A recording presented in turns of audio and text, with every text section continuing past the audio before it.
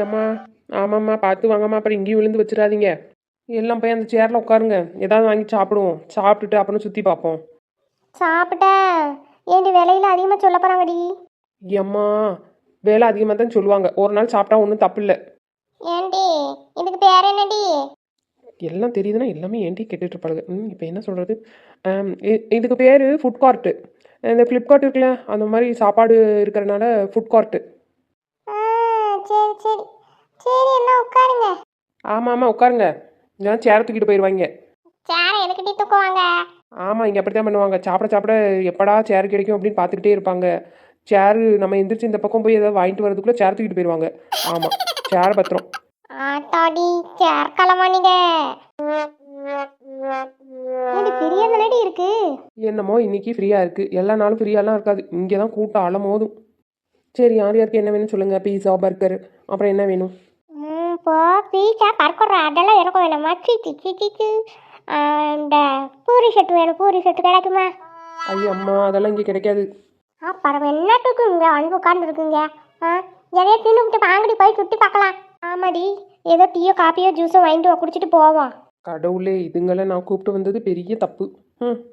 அழகா பாபு மனுஷனை கூப்பிட்டு வந்திருந்தா அந்த ஃபுட்டு கார்ட்டில் நம்ம பாட்டு தின்னுட்டு போயிருக்கலாம். இதுங்களை கூப்பிட்டு வந்து ஜூஸ் குடிக்கிறதா ஜூஸ். என்னடி இங்கே டைம் வந்துக்கிட்டு இருக்கு? ஆமாம் இந்த மாதத்தில் ட்ரெயின் வரும், அப்படியே அதுக்குள்ளே ஏறி உட்காந்து போய்கிட்டே இருக்கலாம், வேடிக்கை நல்லா பார்க்கலாம். ஏய் நெட்டக்காளி நெடுமாடு, இந்த பக்கம் வா, ட்ரெயின் ஏறி செத்துக்கிட்டு போயிடாத.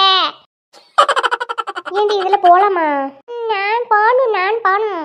ஆமாடி எல்லாம் சேர்ந்து போயிட்டு வரலாம் ஒரு ரவுண்டு. ஏண்டி எவ்வளோ ஆகும் இதுக்கு? ஒன்றும் இல்லைக்கா, 150 ரூபா தான். ஆத்தாடி அம்மாடி, நம்ம நெஜ ட்ரெயின்லேயே வந்து இவ்வளோ கேட்க மாட்டாங்க போலயே. ஏம்மா என்ன இவ்வளோ வேலை சொல்கிறாங்க? காமெடியை பாரு, அங்கேருந்து பெரிய பஸ்ஸில் வந்துவிட்டு இங்கே 150 ரூபாய்க்கு எவ்வளோது போவாளா? அதெல்லாம் ஒன்றும் வேணாம், 150 ரூபா கொடுத்து போகிறாங்களா கோட்டில்? பாட்டி வேறு பக்கம் போவா. ஆமாம் வேறு பக்கமாக போவோம். சரி வாங்க போவோம். ஏய் சீக்கிரம் ஓடியாங்கடி. பங்குஜி சூப்பராக இருக்கு, இப்படியே வச்சு போட்டோ எடுத்தால் நல்லா இருக்கும்ல? ஆமாம் நல்லா இருக்கும், எடு. Click click. ஆகா என்ன ஒரு அம்சம், ராஜகலை. வள்ளி பாத்தியா, ஸ்டைலா இருக்கே, ஸ்டைலா. அம்மா சொல்லக்கூடாது பங்குஜி, நீ படையப்பால வர்ற சௌந்தர்யா மாதிரியா? இல்லை பங்குஜி, நீலாம்பரி. ஏடி இந்த மரம் அழகா இருக்கு, இந்த இடத்துல வச்சு எனக்கு ஒரு போட்டோ எடுங்க, எங்கள் வீட்டுக்காரர்கிட்ட காட்டணும். சரி எல்லாரும் வரட்டும், ஒன்றா சேர்ந்து நின்று எடுப்போம்.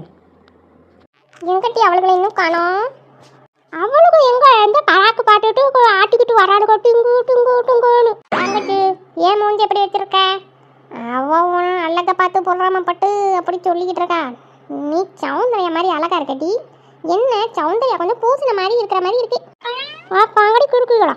ஆமாம் அவன் என்ன ஒரு அழகு, அந்த காலத்தில் சாவித்திரி எப்படி இருப்பாங்க அப்படி அழகா இருக்கா. அவளை போய் மூஞ்சி கிடப்பாரு வந்து அவளேடா சொல்லி என்னை பற்றி முழுசாக தெரிஞ்சுக்கிட்டது ஆட்சி மட்டும்தான்.